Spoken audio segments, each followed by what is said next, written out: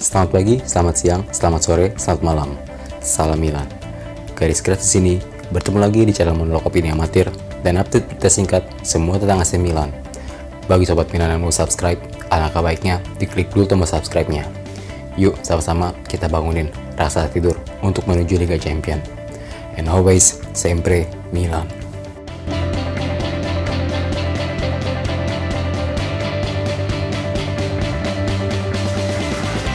Pada episode kali ini, saya ingin membahas persiapan AC Milan dalam menghadapi AS Roma besok.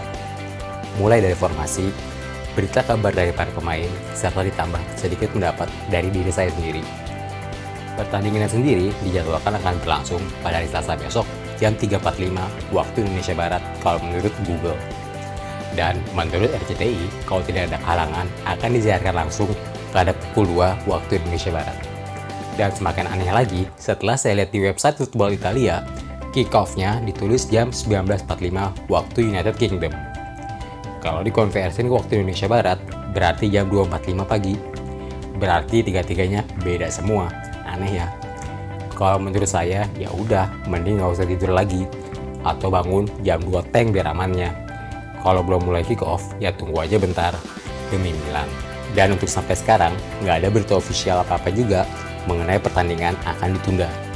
Nggak masuk akal juga kalau ditunda gara-gara COVID, tapi cuma 2 jam. Kalau sobat-sobat ada yang tahu jam pastinya kick-off jam berapa, tulis aja di kolom komen. Kalau perkiraan pemain yang bakal diturunkan oleh Pioli, kalau menurut saya kemungkinan besar dia akan menggunakan formasi 4-2-3-1 andalannya. Sama persis seperti saat menang Inter pekan lalu. Pioli kalau saya pikir tidak akan mau gambling mencoba menggunakan formasi yang lain yang masih belum pasti. Mengingat AS Roma adalah salah satu direct kompetitor AC Milan untuk meraih posisi 4 besar demi mendapat tiket Liga Champions. Posisi akan diisi oleh Brahim Diaz, didukung oleh Alexis di kanan dan Leo di sebelah kiri. Di belakangnya, Benacer dan Kessie siap bergerak teratur patroli di lini tengah Milan.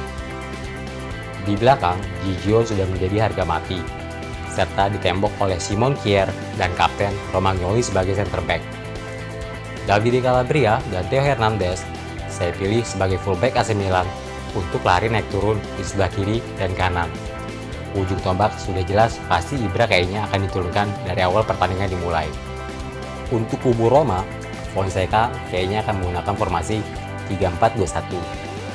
Gianluca Mancini nampaknya akan turut serta dibawa ke San Siro dan siap turun untuk tempur apabila ditunjuk oleh pelatih.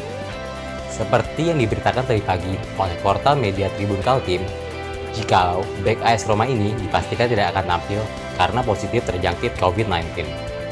Namun, ternyata Mancini dinyatakan negatif dari kemarin. Hasil tes Mancini yang pertama ternyata menunjukkan false positif. Dia sendiri sudah melakukan swab test lagi sebanyak 2 kali. Dan terbukti hasil dua-duanya negatif. Di akun Instagramnya, sang pemain telah menulis sendiri jikalau dia ikut berangkat menuju San Siro. Untuk posisi pertahanan Roma, hanya Chris Smalling saja yang dipastikan tidak tampil karena sampai sekarang ini masih mengalami cedera sprain. Calafiori, Diawara, Pastore, dan Zaniolo juga dipastikan tidak akan bisa tampil menghadapi Milan pada hari Selasa pagi. Kunci permainan Gianluca Rossi, kalau menurut saya pribadi, dipegang oleh 4 pemain. Yang pertama adalah Pedro. Pemain veteran asal Spanyol ini telah berhasil melesatkan bola ke gawang lawan sebanyak 2 kali dalam 4 pertandingan Serie A-nya selama ini. Yang kedua, Mkhitaryan. Pergerakan pemain berdarah Armenia ini cukup gesit dan cepat sehingga sering merepotkan barisan pertahanan lawan. Yang ketiga sudah pasti, Edin Dzeko. Kualitas striker gaek yang satu ini juga sudah nggak perlu diragukan lagi. Saya sedikit menambahkan jikalau pemain asal Bosnia ini merupakan fans dari AC Milan.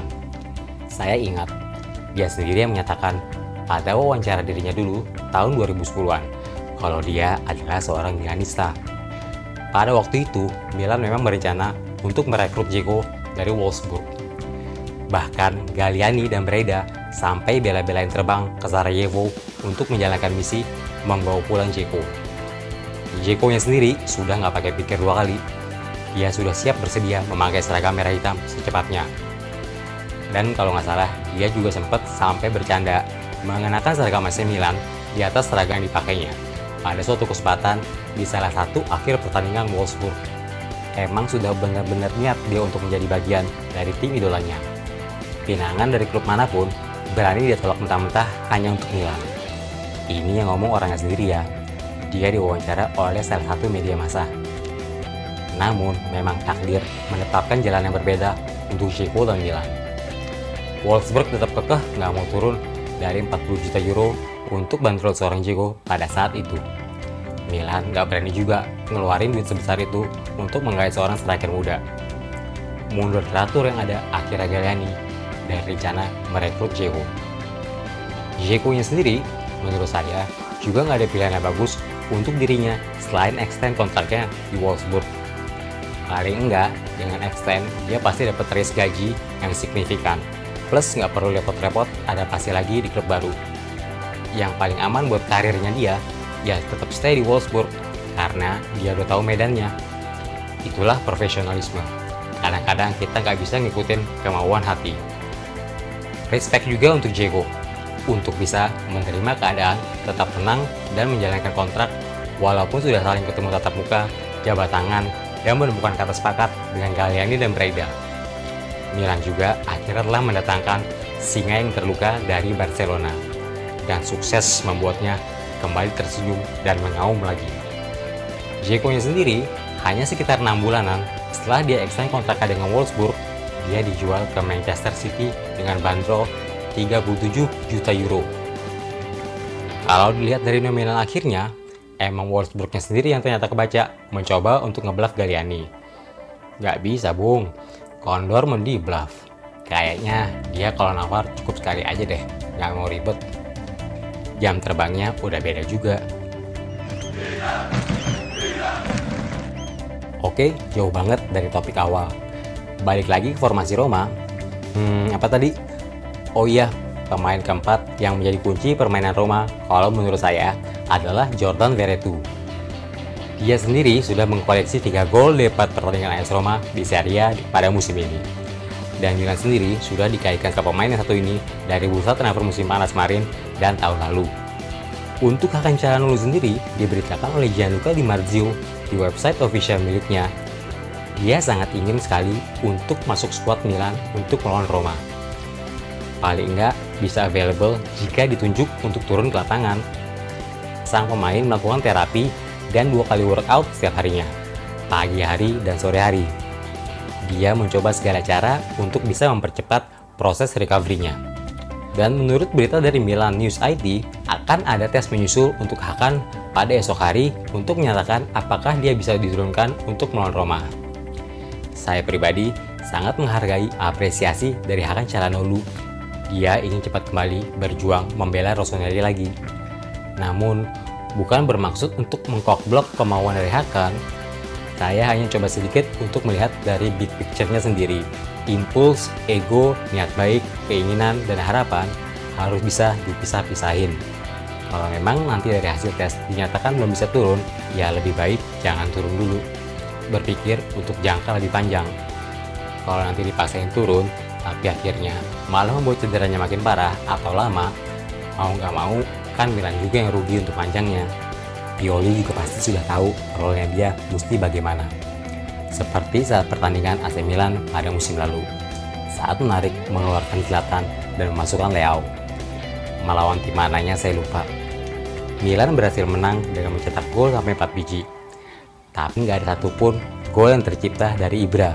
Dia juga sempat rekam kamera bersitegang sedikit dengan Pioli di sisi lapangan saat keluar diganti. Emang sudah job desk dari pelatih untuk membuat keputusan lapangan. Kadang pemain jadi nggak diterima. Walaupun niatnya bagus buat tim, cuman pelatihlah ibaratnya yang lebih tahu. Jangan sampai kejadian kayak tim hitam putih saat pekan lalu ditahan seri. Lalu ada juga sedikit kabar untuk Brahim Diaz. Dilansir dari Calcio Mercato, melihat realita yang terjadi sampai sekarang ini, pemain yang statusnya hanya dipinjam Milan dari Real Madrid saja sampai bulan Juni tahun depan ini mampu beradaptasi cepat baik dengan rekan-rekannya dan gaya permainan Serie A itu sendiri. Brahim telah mencetak total 2 gol sampai sejauh ini di seluruh kompetisi untuk AC Milan. Pihak manajemen sudah mulai membuat rencana bagaimana untuk bernego dengan Madrid ke depannya. Saya setuju, cuman kayaknya pihak Madrid pasti nggak semudah itu juga, mau aja ngelepas Brahim dan terima duit. Kalau mau juga pasti nggak murah kayaknya. Faktanya soalnya yang butuh adalah Milan. Terus finansial Madrid kayaknya aman terkendali dari kapan tahu. Bale sama Jovic aja kekeh Madrid nggak mau ngelepas dengan harga murah. Padahal dua-duanya nggak kepake-pake banget di Bernabeu. Hotspur aja cuma sistem pinjam dulu untuk rekrut Bale. Ditambah opsi lagi untuk pinjam lagi selama 1 musim ke depannya. Berarti sama aja, Bale ngabisin sisa musimnya di Madrid, tapi di Hotspur, itu juga kalau Hotspur jadi buat pinjam lagi ntar. Kontraknya sama Madrid sendiri sebelum dipinjam Hotspur habis sampai Juni 2022. Kenapa kok sama Madrid nggak langsung dijual murah aja, langsung dijadiin duit? Gajinya kan juga mahal. Sekarang aja gajinya Bale di belah dua nggak rata. Kalau menurut artikel dari tabloid The Sun, Madrid siap menanggung total 60% dari gaji Bale. Sedangkan Hotspur hanya cukup membayar 40% dari total gaji Bale. Banyak duitnya berarti Madrid ya. Bertolak belakang dengan AC Milan. Ada sedikit update kursi pemain untuk bursa transfer bulan Januari besok. Ditulis oleh portal media Tribun Kaltim, Minggu 25 Oktober jam 9 pagi. AC Milan ditulis krisis keuangan, terus disambung punya cara ampuh untuk merekrut winger berlabel bintang. Nyambung banget, katanya lagi krisis, pakai jalur santet. Bercanda. Yang dimaksud Tribun Kaltim adalah Florian Thauvin. Milan News IT juga menulis kalau AC Milan masih terus memantau, memonitor Thauvin.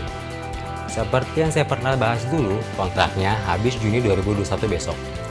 Marseille tuh ngasih bandrol 20 juta euro pada bursa transfer kemarin. Ya mendingan tunggu aja sampai kontraknya habis, dikit lagi. Gratis, nggak perlu keluar duit jadinya.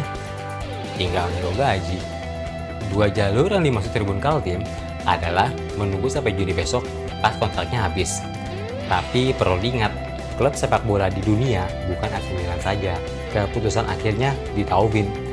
Bisa ke highest bidder, atau bisa juga Thauvin milih main nggak dibayar klub di divisi 2. Poinnya, dia yang milih mau main di mana. Atau pakai jalur, pada bulan Januari nanti AC Milan memberikan kompensasi nominal secukupnya pada Marseille untuk dijadikan licin agar Milan bisa merekrut Thauvin pada bulan Januari besok. Toh Thauvin sendiri nggak ada niat untuk mengekstend kontraknya lagi di Marseille. Daripada Thauvin pergi nggak ninggalin duit sama sekali buat Marseille, loganya mending Marseille kooperatif. Paling nggak akhirnya dapat duit. Tapi itu juga AC Milan mesti nego gaji dulu sama Thauvin atau sama agennya. Oh iya, satu lagi. Ini semua merupakan opini amatir pribadi diri saya. Belum tentu benar, belum tentu salah, dan pasti beda sama sobat-sobat semua. Oke, sampai di sini saja untuk episode kali ini. Saran dan kritik bisa ditinggalin di kolom komen. Terima kasih sudah menonton dan dengerin video amatir saya ini. Sebagai penutup, ya kebangsaan, and always Forza Milan.